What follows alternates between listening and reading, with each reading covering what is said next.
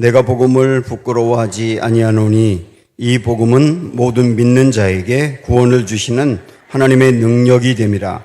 먼저는 유대인에게요 그리고 헬라인에게로다. 복음에는 하나님의 의가 나타나서 믿음으로 믿음에 이르게 하나니 기록된 바 오직 의인은 믿음으로 말미암아 살리라 함과 같으니라. 아멘. 오늘은 우리 감리교인들이 함께 지키는 웨슬리 회심 286주년 기념주일입니다. 존 웨슬리가 회심한 날을 기념하는 건데요. 지난번 우리 지방에서도 이 회심 기념 집회 성회가 있었는데 첫날 축도하는 목사님이 축도 전에 이제 이런 기도를 하더라고요. 웨슬리 회심을 기념하는 날이 되지 말게 하시고 우리의 인생에 기념을 남길 만한 성회가 되게 해달라. 그 구절이 저는 참 마음에 다가왔습니다. 기념하는 날이 아니라 기념식을 하는 날이 아니라 기념을 남기는 날이 되자 이런 얘기지 않습니까? 8.15 광복절 그 기념식을 가끔 하잖아요. 여러분 그거 보세요? 보통 10시인가 11시인가 하고 TV에서 나오는 그거 보시는 분 계세요? 세상 재미없는 게 그거 아닙니까? 기념식. 아무도 안 보거든요. 왜냐하면 재미도 없고 감동도 없고 뜨거움도 없어요. 그런데 8.15 광복이 일어나던 그날은 달랐을 겁니다. 천황이 라디오를 통하여 항복한다는 선언을 할 때 그 이야기를 들은 우리 모든 대한민국 국민들은 한 명도 빠짐없이 다 밖으로 나와서 소리치며 춤추며 만세 부르며 노래 부르며 서로 하이파이브 하며 안아주며 눈물을 흘렸을 거예요. 감동이거든요. 그래서 저는 가끔 이런 생각을 합니다. 우리의 예배가 8.15 광복절 기념식 같은 예배가 아니라 8.15 광복절 당일 같은 예배가 되길 원한다. 우리 예배가 잘못하면 그렇게 기념식까지 흘러갈 수 있지 않습니까? 식같이. 그렇게 되지 않고 생동감이 있고 살아있고 그리고 감격과 감동이 있는 그런 예배와 그런 신앙이 되기를 원한다. 이런 생각을 먼저 하고 오늘 말씀을 출발합니다. 여기에 웨슬리 회심 기념이라고 되어 있는데 웨슬리가 회심한 걸 기념하는 거거든요. 회심, 이걸 한번 생각을 해보면 보통 회심은 언제 쓰나요? 일반적으로 어떤 사람이 개과천선했을 때 회심했다고 합니다. 정말 형편없이 살던 사람이 뭔가 깨닫고 달라져가지고 확 변했을 때 와, 저 사람 회심했어 그러지 않습니까? 그런데 웨슬리에게 일어난 회심 그리고 우리에게 일어나야 될 회심은 어떤 이런 개과천선 차원이 아니에요. 다른 차원인데 그 개과천선같이 삶이 변하는 것은 회심의 결과이고요. 우리가 생각하는 회심, 어떤 회심이 일어나야 될까? 한번 그거를 생각해 봅니다. 웨슬리가 회심하기 전에 웨슬리는 3대째 목사의 집안에서 살았거든요. 굉장히 어릴 적부터 기독교적인 분위기 안에서 살았습니다. 그가 어릴 적에 하나님의 손길을 느낀 것은 집에 불이 났었는데 다 구출받았는데 웨슬리가 제일 늦게 구출받았어요. 거의 죽음 직전에 갔다가 간신히 살아났습니다. 그런 경험을 하면서 하나님이 살아계시구나 하는 것들을 어렴풋하게 느끼기 시작합니다. 그래서 그는 가끔 설교 중에 이 어릴 적 시절을 생각을 하면서 나 자신은 불에서 꺼낸 그슬린 나무와 같다 그렇게 표현한 적도 있습니다. 그는 정말 신실한 기독교인으로 살고 싶어서 일찍부터 죄를 짓지 않기 위해서 애를 씁니다. 그리고 많은 선행을 베풀기 위해서 노력하고요. 또 헌신도 합니다. 대학에 들어갔을 때는 교도소를 찾아가서 옥중에 있는 죄수들에게 말씀을 전하기도 하고 그들을 돕기도 하고 그리고 이 죄를 짓고 옥에 갇히는 이런 일을 보면서 죄가 얼마나 무서운 것인지를 깨닫거든요. 죄를 이기기 위해서 노력을 합니다. 그러다가 그가 병들어 죽기 직전까지 간 적이 있어요. 그때 웨슬리는 내가 이렇게 선행을 많이 했음에도 불구하고, 내가 이렇게 경건하게 살기 위해서 노력을 했음에도 불구하고 죽음이 앞에 딱 닥쳤는데, 근데 자기 마음에 어떤 생각이 드느냐면, 내가 죽고 난 뒤에 하나님 앞에 설 수 있을까? 내가 과연 정말 천국에 들어갈 수 있을까? 이런 생각을 하니까 확신이 없는 겁니다. 그렇게 노력을 했는데도 말이죠. 옥스퍼드 대학을 다닐 때 그는 더욱더 구원을 받기 위해서 더 많은 열심을 내야 되겠다고 생각을 해요. 그래서 죄를 짓지 않기 위해서 경건 생활을 철저하고 규칙적으로 합니다. 말씀 보고 또 기도하는 이 생활을 시간을 정해놓고 철저하게 합니다. 그리고 많은 선행을 베푸는데 보통 사람들이 도저히 따라올 수 없을 정도의 선행을 베풀거든요. 그리고 헌신도 많이 합니다. 이 일들을 보면서 사람들이 와, 저 웨슬리, 그리고 웨슬리가 함께 속해 있는 그 어떤 동아리가 있었는데 그 사람들을 보면서 와, 저 규칙쟁이들이라고 하거든요. 이 규칙쟁이들이라는 말이 메소디스트라는 단어를 쓰는데 이 감리교가 여기서 나온 거예요. 감리교는 메소디스트거든요. 철저하게 규칙을 정해놓고 경건생활하고 선행하고 헌신하는 것을 보고 놀리는 것처럼 이야기했지만 실제 웨슬리는 그렇게 살았던 거예요. 그런데 여전히 구원의 확신이 없는 겁니다. 졸업하고 성직자가 됩니다. 그리고 추천을 받아가지고 미국의 조지아주의 인디언들을 선교하기 위해서 갑니다. 그는 배 타고 가면서도 배 안에서도 경건 생활을, 정해놨던 경건 생활을 철저히 지키고요. 그 배 안에서도 많은 사람에게 또 전도도 합니다. 얼마나 대단한 사람입니까? 근데 배를 타고 가다가 이 배가 풍랑을 만나거든요. 심하게 흔들리고 큰 위험에 빠지게 되는데 이때 웨슬리는 죽음의 공포를 느껴서 막 굉장히 두려워하거든요. 근데 그 순간에 배 어딘가에서 찬송 소리가 들려요. 그래서 찬송 소리가 들리는 곳을 이렇게 찾아가 봤더니 25명의 사람들, 이 모라비안 교도라고 하는 경건한 사람들인데 그 사람들이 거기서 함께 기도를 하고 찬양을 하고 있는 겁니다. 돛이 산산조각 나고 물이 배에 스며들고 있는 이 급박한 상황에서도 그들은 대단히 평안한 얼굴을 가지며 하나님께 찬송을 하고 있는 거예요. 그래서 어떤 사람 옆에 이렇게 가가지고 당신 이 풍랑이 일어나는데 두렵지 않아요? 물어봤더니 그가 하는 대답이 뭐냐면 하나님이 우리와 함께 하시는데 뭐가 두렵습니까? 이렇게 말하는 겁니다. 이때 웨슬리는 충격을 받는 거죠. 내가 믿는 하나님과 저들이 믿는 하나님이 다르지 않은데 이 똑같은 풍랑 속에서 나는 이렇게 쩔쩔매고 두려워하는데 저들을 붙잡아주는 힘이 무엇인가? 이런 것들에 굉장히 충격을 받습니다. 미국에 도착해서 구원받은 한 선교사를 만나게 되는데요. 그 선교사가 웨슬리에게 이런 질문을 합니다. 여러분에게도 한다고 한번 생각을 해보세요. 당신은 예수 그리스도를 아십니까? 이렇게 물어봐요. 그때 웨슬리는 궁리 끝에 이렇게 대답하거든요. 그분이 이 세상 구주이신 줄 알고 있습니다.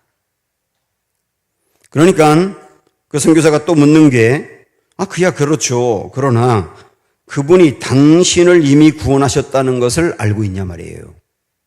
이 세상을 구원했다가 아니라 당신을 구원했다는 것을 알고 있냐 말이죠.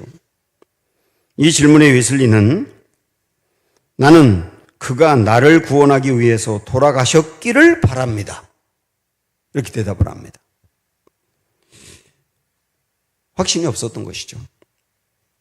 예수님이 나를 위해 돌아가셔서 내가 구원받았다는 확신이 없다 보니 예수님이 나를 위해 돌아가셨기를 바랍니다. 이렇게 대답을 한 거거든요. 그러면서 자기 자신의 대답을 이렇게 스스로 생각을 하면서 아직 나에게 구원이 없다는 걸 확신합니다. 그렇게 많은 선행을 했는데도, 열심을 내었는데도. 그러면서 나는 인디언들을 구원하기 위해서 미국으로 가는데 나를 구원할 자는 누구인가? 이런 탄식을 합니다. 그러면서 이 믿지 않는 마음에서 나를 건져줄 자가 누구인가? 보라, 난 내 소유의 절반을 바쳐 가난한 사람들을 돕고 넘치게 수고하고 고난도 달게 받았다. 나는 나의 부귀영화와 안락과 명성을 버리고 더위에 걸리고 피곤하여 지쳤으며 힘이 들었으나 하나님이 주신 일이라 생각하고 기쁨으로 하려고 했다. 그런데 아무리 이렇게 노력해도 나는 하나님의 자녀라는 확신이 없다. 이런 고백을 하거든요. 여러분, 이 웨슬리의 이런 고백과 그의 일들을 보면서 어떤 생각이 드세요? 웨슬리는 크게 세 가지의 일에 정말 열심을 내었던 겁니다. 하나는 죄를 짓지 않기 위해서 무진의 애를 쓴 거예요. 그래서 거룩하고 경건하게 살려고 애를 쓴 거예요. 얼마나 아름다운 겁니까? 또 하나, 수많은 선행을 베풀었어요. 도저히 다른 사람들이 따라올 수 없을 정도의 선행. 아까 얘기했잖아요, 웨슬리가. 내 재산의 반을 잘라서 어려운 사람에게 도왔다고. 이 정도 선행하는 사람 흔치 않습니다. 또 하나, 헌신인데 철저하게 하나님 앞에 헌신하거든요. 순종하고. 그것도 규칙적으로 정해서 어김없이 했단 말입니다. 여러분, 이런 사람에게 회심이 필요한가요? 어떻게 생각하세요? 이런 사람에게도 회심이 필요합니까? 그런데 웨슬리는 정작 그렇게 정말 바르고 옳게 살려고 애를 썼지만 그 마음에 구원의 확신이 없는 거예요. 구원의 확신이 없다 보니까 열심을 내고 열심히 사는데도 구원의 확신이 없으니까 자꾸 좌절과 절망을 하게 되고요. 열심을 내는데도 기쁨으로 하는 것이 아니라 어떤 의무와 책임으로 하게 되고 마음의 자유와 평안함이 하나도 없는 것이죠. 그 다음에 자기가 정해놓은 대로 하지 않으면 너무 눌리게 되고요. 이런 신앙생활이 된 거예요. 이게 회심 이전의 웨슬리의 모습인 겁니다. 여기서 우리는 회심이라는 단어를 갖고 오늘 계속 이 말씀을 보고 있는데 여기서 우리 웨슬리가 경험한 회심이라고 하는 거 그리고 우리 그리스도인들이 반드시 경험해야 될 회심이라고 하는 것은 어떤 도덕적으로 인간적으로 성도로서 종교적인 열심을 내는 그런 것을 말하는 게 아니라는 걸 알 수 있어요. 그게 부족해서 더 해야 되겠다. 이게 회심이 아니거든요. 주님을 만나 구원받는 게 회심이라는 걸 알 수 있어요. 주님을 만나 구원받는 게 회심이다. 라고 하는 걸 알려주는 겁니다. 그래서 이 웨슬리의 지금까지의 삶을 통하여 왜 회심이 안 되었는지 그리고 어떻게 될 수 있는지를 생각해야 된단 말이죠. 웨슬리는 미국에서 선교사로 열심을 내었지만 실패합니다. 그리고 영국으로 다시 돌아왔어요. 그 영국에서 한 구원받은 목사님을 만나게 되는데 그와의 상담을 통해서 자기 안에 구원이 확실히 없다는 것을 다시 한번 깨닫게 됩니다. 그리고 절망하게 됩니다. 이렇게 열심을 내었는데 구원이 없다면 난 이보다 더 열심을 낼 수는 없는데 하고 생각하니까 절망이 되는 거예요. 그래서 다시 설교하지 말아야 되겠다. 나도 확신이 없는데 확신이 없으면서 다른 사람에게 설교한다는 것은 말이 안 되지 않느냐. 그리고 다시 선행도 하지 말아야 되겠다. 왜 이렇게까지 선행을 했는데도 구원을 받지 못한다면 이보다 더 열심을 낼 수 없으니 그만두는 게 낫지 않느냐 하면서 그의 삶이 이렇게 절망의 나락으로 떨어지거든요. 그러나 참 다행히 그 미국으로 가던 그 풍랑을 만났을 때 배 안에서 보았던 사람들 있잖아요. 그 경건했던 모라비안 교도들과 영국에 돌아와서도 교제를 합니다. 그래서 그 사람들이 초청을 해가지고 모라비안 교도들이 모이는 속회 모임이 있었거든요. 우리 목장 모임 같은 속회 모임에 초청을 받아서 참가하게 됐는데 그날이 1738년 5월 24일이었어요. 그날 속회 모임에서 그 모임을 이끌던 슈팅뱅버그라고 하는 분이 로마서 서문, 루터의 로마서 서문을 읽을 때 그때 드디어 그렇게 임하지 않던 구원이 그에게 임한 거예요. 마음이 뜨거워지면서 구원의 확신을 이때 받게 됩니다. 이때 웨슬리가 들었던 말씀이 바로 오늘 우리가 읽었던 로마서 1장 16절 17절의 말씀이거든요. 그러니까 이렇게 구원을 받지 못하고 열심을 내도 노력해도 안 되었던 이 웨슬리에게 구원이 임한 말씀이니까 이게 얼마나 중요한 말씀이겠어요? 그 말씀 우리 한번 보고 싶어요. 같이 읽어봅니다. 시작. 내가 복음을 부끄러워하지 아니하노니 이 복음은 모든 믿는 자에게 구원을 주시는 하나님의 능력이 됨이라. 먼저는 유대인에게요 그리고 헬라인에게로다. 복음에는 하나님의 의가 나타나서 믿음으로 믿음에 이르게 하나니 기록된 바 오직 의인은 믿음으로 말미암아 살리라 함과 같으니라. 자, 우리 이 말씀 갖고 짧지만 한 4개의 꼭지로 나눠서 생각을 해보려고 합니다. 먼저 구원은 하나님이 주신다는 거예요. 응? 구원은 하나님이 주신다. 여기부터 회심이 시작이 되는 거예요. 여기에 이 말씀에 여러분 앞부분에 보면 구원을 주시는 하나님의 능력이라고 되어 있지 않습니까? 구원을 주시는 하나님의 능력, 이게 웨슬리에게 굉장히 강하게 다가왔던 겁니다. 왜냐하면 그동안에 웨슬리는 구원을 소망하면서 자기가 구원을 이룬다고 생각을 했거든요. 내 노력과 내 선행과 내 힘으로 헌신으로 순종으로 구원에 도달한다고 생각을 한 거예요. 구원에 도달을 해야 되니까 그렇게 열심을 냈던 겁니다. 그러나 아무리 열심을 내어도 구원에 도달하지는 못했던 거예요. 웨슬리가 깨달은 게 뭐냐면 구원은 내가 도달하는 게 아니구나. 구원은 하나님이 주시는 거구나. 구원 하나님이 주시는 거구나. 다시 말하면 이 구원이라는 게 이게 노력으로 받는 게 아니라 은혜로 받는 거구나 하는 것을 알게 된 것이죠. 노력으로 받을 수 있다고 하면 하나님이 우리에게 끊임없이 구원에 도달하라고 말씀하셨겠죠? 근데 성경에 보면 하나님이 구원에 도달하라고 말씀한 적이 없어요. 왜? 불가능하니까. 사람의 노력으로는 불가능하니까. 우리 중에 저나 여러분 포함해서 이 시간에 웨슬리보다 더 노력하는 사람이 있습니까? 웨슬리보다 더 삶으로 깨끗하게 살 수 있는 분이 있으세요? 아무리 도달하려고 해도 안 되지 않습니까? 여기에 구원을 주시는 하나님의 능력이라 그랬어요. 하나님의 능력이 임하여 구원이 가능하다는 얘기거든요. 제가 이 부분은 여러 차례 말씀드렸죠. 여기 능력이라는 단어가 헬라어로 두나미스라고 하는 말인데 여기서 다이나마이트가 나왔다고. 근데 로마서 1장에 보면 디나미스라고 하는 단어를 3번 쓰고 있는데 언제 쓰느냐? 첫째, 하나님의 세상을 창조하실 때.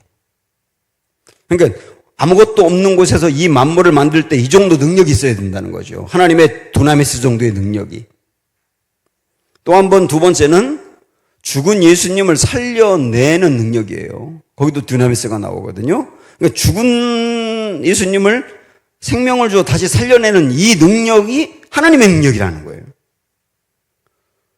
이 2개의 능력, 창조의 능력, 부활의 능력은 인간의 노력으로 절대 불가능하지 않습니까? 근데 3번째가 뭐냐면 바로 이 말씀인 거예요. 한 사람을 구원해내는 것도 이 정도 능력이 필요하다. 하나님의 능력이. 천지를 창조하는 정도의 능력과 죽은 자를 살려내는 부활의 능력 같은 그 정도의 능력과 파워가 임해야 한 사람이 구원을 받는다. 그런데 인간의 힘으로 이 정도 가능합니까? 안 되는 거죠. 그래서 절대로 사람의 노력으로는 불가능한 거다. 행위 종교는 구원에 이를 수 없어요. 행위로 구원받는다라고 말하는 어떤 종교도 구원에 이를 수 없어요. 하나님이 주시는 거다. 하나님이 주시는 거다. 그러면 첫 번째 이제 구원 하나님 주신다는 거 알았죠. 두 번째, 하나님 어떻게 구원을 주시냐? 복음으로 주시는 겁니다. 복음이라는 걸 생각을 해보세요. 두 번째, 복음으로 주시는 것인데 사람의 노력으로 구원에 이를 수 없으니까 하나님 편에서 해결해 주신 거예요. 우리를 사랑하기 때문에. 왜냐하면 인간의 노력으로 구원에 이를 수 없으니까 놔두면 전부 다 멸망이지 않습니까? 우리를 사랑하기 때문에 하나님 편에서 구원의 길을 찾으셨다고요. 그리고 찾은 게 뭐냐면 구원에 이르려면 죄가 없거나 죄를 완벽하게 해결해야 되는데 사람으로는 그럴 수 없으니 하나님이 인간이 되셔서 죄가 없으신 하나님이 죄를 지어본 적이 없는 하나님이 인간이 되셔서 대신 그 죄값을 담당하고 돌아가신 거예요. 십자가죠. 십자가라고 하는 방법으로 사람이 해결할 수 없는 죄를 완벽하게 해결하신 거예요. 이게 뭐예요? 복음이죠. 복음이라고 하는 건 기쁜 소식입니다. 왜 기쁜 소식입니까? 사람의 노력으로 절대 할 수 없는 것을 하나님이 해주셨으니 기쁜 소식인 거죠. 그래서 이게 복음의 핵심이다. 예수님이 해결해 주신 거다. 세 번째, 그러면 구원은 하나님이 주시는 거구나. 어떤 방법으로? 십자가라고 하는 복음을 통하여 해결해 주셨구나.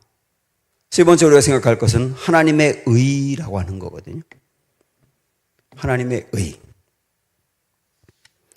하나님이 그렇게 죄를 해결해 주시고 우리를 너 죄 해결됐어. 이제는 너 죄 해결됐기 때문에 죄 사함을 받아서 구원에 이를 수 있는 거야 라고 인정하시면 우리를 의롭다고 해주신 거예요.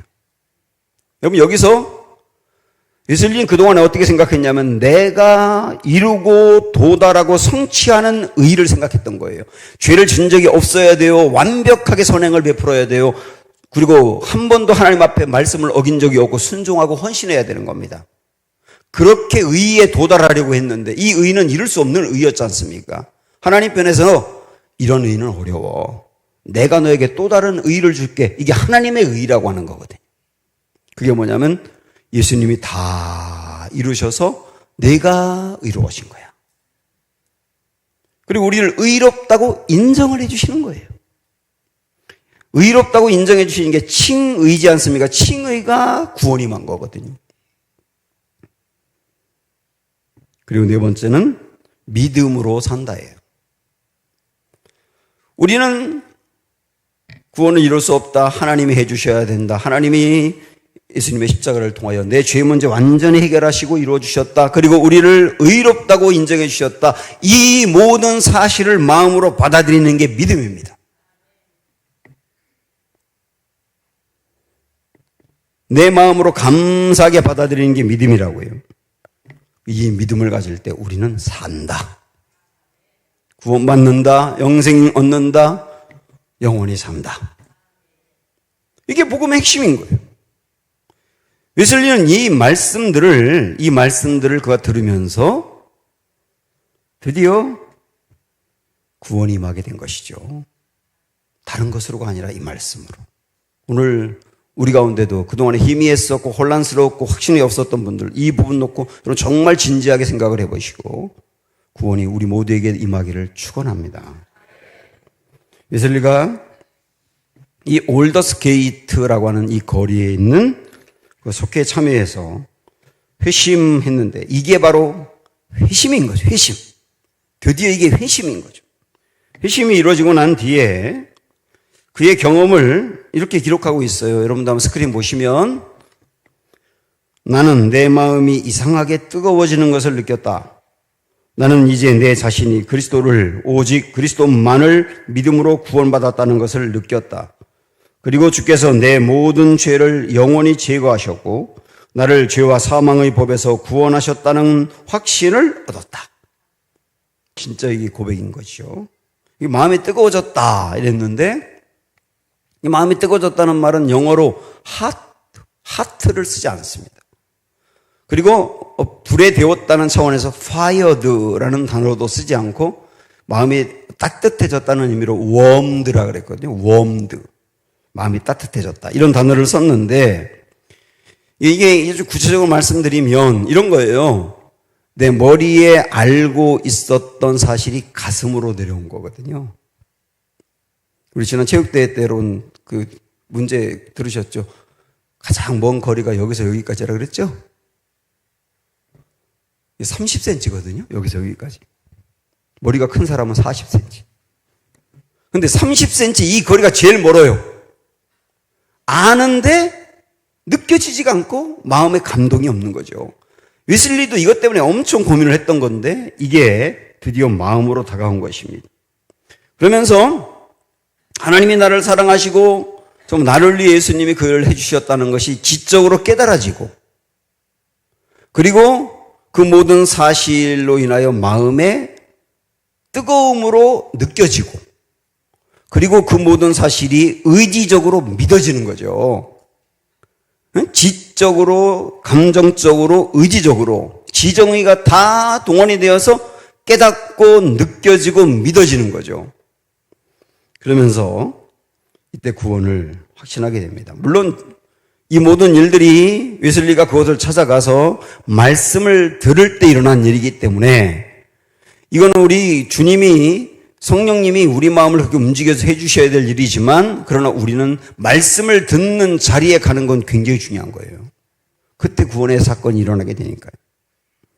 회심 후에 웨슬리에게는 현저한 삶의 변화가 일어납니다. 삶의 변화가 있어야 구원받고 회심하는 건 아니지만 그러나 회심하고 구원받은 다음에는 분명한 삶의 변화가 따라오게 돼 있어요. 어떤 변화가 있었느냐? 그건 죄사함을 확신합니다. 그렇게 노력으로 죄를 극복하려고 했지만 안 되었던 이 웨슬리 안에 내가 죄사함 받았다. 내가 태어나서 지금까지 살아오는 모든 죄가 다 해결받았다는 확신을 갖게 됩니다. 여러분도 그런 확신이 있을 때 회심으로 가는 거거든요. 또한 두 번째로 안식과 평강과 자유가 임합니다. 죄 용서를 받았다는 확신을 갖자 하나님과의 거리가 사라지면서 하나님이 나를 사랑한다는 것이 확신이 생기면서 그때 마음에 진정한 평안함이 오는 거죠. 안식이 오는 거죠. 그리고 자유가 오는 것입니다. 진리가 너희를 자유케 하리라 라고 하는 말씀처럼 하나님이 나를 사랑해서 아들 예수님 보내주셨고 그분이 나의 모든 죄를 해결했다는 게 진리지 않습니까? 그 진리를 마음으로 받아들이다 드디어 자유가 임하는 거예요. 그래서 어떤 것에도 내가 눌리지 않고 모든 죄에서 사함받았다는 확신이 그를 지배하니 기쁨이 충만해지는 거예요. 이것은 지금 제가 드린 말씀은 웨슬리가 간증한 얘기입니다. 그리고 또 하나 구원받고 난 뒤에 뚜렷한 변화는 더 거룩하고 더 선행하고 더 헌신하게 되었다는 거예요. 웨슬리는 구원에 이르기 위해서 그렇게 애를 썼어요. 막 거룩하게 살려고 노력했고 선행을 많이 했고 헌신했다. 아까 앞에서 여러 차례 말씀드렸지 않습니까? 그런데 구원에 이르지 못하니까 마음의 안식과 평강과 자유는 잃어버리고 절망에 빠지고 이랬던 삶이었는데 야, 이게 내가 진짜 구원에 도달하는 게 아니라 하나님이 해주시는 거구나. 이 모든 것들을 하나님이 해주시는 거구나 라고 하는 것을 마음에 확신하게 되거든요. 마음에 확신하게. 그래서 이 말씀 한번 보시죠. 로마서 8장 3절인데 율법이 육신으로 말미암아 연약하여 할 수 없는 그것을 하나님은 하시나니. 내가 도저히 연약해서 완벽하게 율법을 지키고 완벽하게 거룩하고 완벽하게 선행을 이루고 그럴 수 없어요. 왜? 우린 연약하니까. 근데 그걸 하나님이 하시나니. 그러니까 구원을 받고 나서 하나님이 내 안에 계시니까 하나님이 이 일을 더 잘할 수 있도록 이끌어 주시더란 말이에요. 그리고 네 번째는 변화는 복음을 전파하는 것입니다. 물론 전도도 이전엔 했습니다만은 그때의 전도는 종교적인 열심이었거든요. 내가 이렇게 해야지 인정받는다는 그런 종교적인 열심이었는데 이제는 정말 회심하고 나니까 그 영혼을 사랑하는 마음으로 전도를 하게 되는 거죠. 전도하다가 핍박도 많이 받았습니다. 그러나 전혀 끄떡하지 않아요. 이 회심한 그 이후에 그의 마음을 든든히 붙잡아 주는 것이죠. 이런 것이 삶의 변화였던 겁니다. 회심은 분명한 변화가 있다. 변화가 내가 회심한 증거다. 변화 때문에 회심한 건 아니지만 회심의 증거로 변화가 분명히 있다. 그래서 우리는 다 반드시 회심해야 한다. 이렇게 생각할 수 있는 거죠. 마지막으로 하나 더. 웨슬리는 올더스 게이트에서 회심을 체험한 이후에 한 번 더 뜨거움을 체험하는데요. 저는 이걸 굳이 좀 말씀을 드리면 또 한 번의 회심이라고 말씀드리고 싶어요. 또 한 번의 회심. 이 또 한 번의 회심이 뭐냐면 올더스 게이트에서 6개월이 지난 다음에 1739년 1월 1일 날 피터레인이라고 하는 곳에서 성령 체험을 합니다. 한번 그의 일기 내용을 한번 볼까요? 이렇게 되어 있는데요. 미스터 홀, 킨친, 휘필드, 허친스, 그리고 동생 찰스 웨슬리, 모라비안 형제 60명과 함께 피터레인 애찬회에 참석하였다. 끊임없이 기도하기를 새벽 3시까지 하였다. 그때 하나님의 능력이 임하였다. 사람들은 놀라운 기쁨으로 소리쳤다. 많은 이들이 땅에 엎드러졌다. 전능하신 하나님의 현존으로 인해 놀라움에 사로잡힌 우리는 한 목소리로 외쳤다. 오 하나님, 당신을 찬양합니다. 오 당신은 우리의 주님이십니다. 이걸 성령 체험이라고 말하는 거예요. 성령 체험. 그 웨슬리는 성령을 체험하고 난 다음에 능력이 임해요. 설교의 능력이 임해요. 그래서 그는 세계는 나의 교구다라고 말하면서 말을 타고 무려 25만 마일을 다니며 전도하거든요. 우리 지금 이렇게 우리 개념으로 환산하면 40만 킬로미터를 간 겁니다. 40만 킬로미터. 서울에서 부산까지 420킬로미터거든요. 40만 킬로미터를 다니며 전도를 해요. 그리고 4만 2천 번의 설교를 합니다. 사람들을 모아놓고. 수많은 사람들이 설교를 듣기 위해 모여들고 웨슬리가 회심을 체험한 것처럼 그들도 웨슬리의 설교를 들으면서 회심을 하게 됩니다. 그러면서 사람들이 회심하니까 삶이 변한다고 했잖아요. 삶이 변하니까 웨슬리가 전도한 곳마다 술집이 문을 닫아요. 극장도 문을 닫아요. 이 극장은 여기 지제렘에 있는 같은 그런 극장이 아니라 퇴폐가 이루어지는 곳이었거든요. 그것이 다 문을 닫아요. 왜? 사람들이 안 오니까. 그러면서 온 사회가 변화되기 시작하는 겁니다. 죄를 끊어요. 가정이 회복돼요. 더 잘 살게 돼요. 그래서 사람들이 이런 말을 했잖아요. 프랑스는 피로혁명을 이루었지만 영국이 있던, 웨슬리가 있던 영국은 복음으로 변화되었다. 웨슬리가 열정적으로 복음을 전할 수 있었던 까닭은 성령에 사로잡힌 사람이었기 때문입니다. 성령 충만했기 때문이라 그 말이죠. 성령을 받기 전에도 그는 구원받은 하나님의 자녀였지만 성령을 받고 난 뒤에는 능력 있는 전도자가 된 거예요. 사랑하는 여러분, 성령 충만해야 합니다. 이거를 제 식으로 말씀드리는데 또 한 번의 회심이다. 또 한 번의 회심이다. 두 번의 회심이 우리에게 있어야 한다. 이 두 번째 일어나는 회심은 성령 충만은 계속되어야 되는 것이죠. 계속되어야 되는 것. 성령님은 하나님의 영이고 인격적인 영이고 하나님이기 때문에 성령을 받는다고 해서 이전보다부터 양이 더 많아지고 그러는 건 아닙니다만은 성령님을 받는다, 성령으로 충만한다 그 말은 성령님이 나를 온전히 지배한다 이렇게 말할 수 있어요. 그리고 나는 성령님이 나를 온전히 지배하도록 나를 내어주는 거죠. 그래서 성령님이 나의 지적인 부분을 지배하니까 하나님의 생각을 내가 품고 사는 거예요. 그리고 감정적인 부분을 지배하니까 내 안에 하나님의 평강과 안식과 자유와 기쁨이 내 안에 임하는 거예요. 그리고 나의 의지적인 부분을 주관하니까 나의 의지적인 부분으로 잘못된 삶을 끊어버리고 변화되고 하나님이 기뻐하는 삶으로 나아가는 거예요. 그리고 하고 있는 사역에 능력이 나타나는 것이죠. 이게 성령 충만인 거예요. 성도는 성령 충만함으로 살아야 참된 그리스도인이 될 수 있어요. 성령 충만을 받아야 죄와 세상과 마귀의 유혹을 이기고 싸워 승리할 수 있습니다. 성령 충만해야 기사와 이적으로 하나님의 능력을 나타낼 수 있어요. 성령 충만을 받는 확실한 방법, 웨슬리가 그랬던 것처럼 기도하는 겁니다.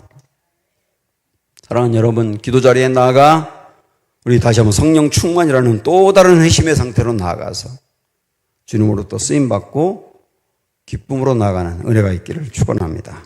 오직 믿음으로 함께 찬양할까요?